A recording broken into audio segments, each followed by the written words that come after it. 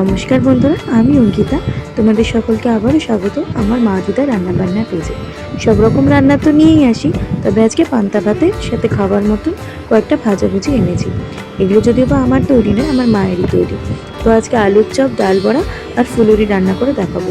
তো আলুর চপ বানানোর জন্য সবার আগে বেসনে সামান্য পরিমাণ খাবার সোডা, একটু নুন আর লঙ্কার গুঁড়ো দিয়ে আর পরিমাণ মতন জল দিয়ে ভালো করে বেসনটাকে ফেটিয়ে রেখে দিলাম।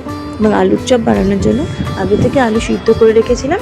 তার মধ্যে দেবো সামান্য পরিমাণ হলুদ গুঁড়ো, পরিমাণ মতো নুন আর ভেজে রাখা শুকনো লঙ্কা দিয়ে ভালো করে আলুগুলোকে মেখে নেব।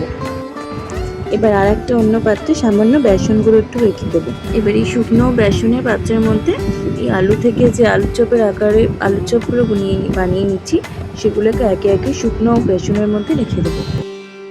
দেওয়ার পরে এইভাবে একে একে সমস্ত আলুর চপটা তৈরি করে নেব। প্রথমে আমরা আলুর চপের রেসিপিটা দেখাচ্ছি, তারপরে একে একে ফুলিরি আর ডাল বড়ার রেসিপিটাও তোমাদের সাথে শেয়ার করব। তো আমার মা এইভাবে আলুর চপগুলো বানিয়ে নিচ্ছে, তারপরে এটাকে গরম তেলে ভেজে নিতে হবে।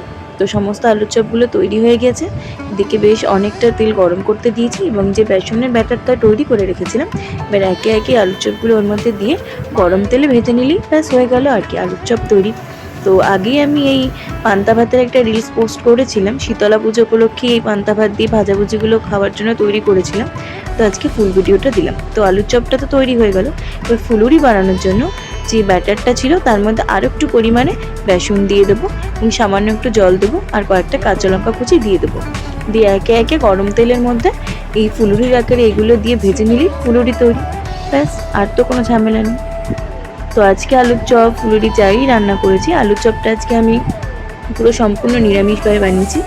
পেঁয়াজ বা রসুন এর মধ্যে কিছু ব্যবহার করা হয়নি। নিরামিষ দিনে খাবার জন্য এটা উপযুক্ত।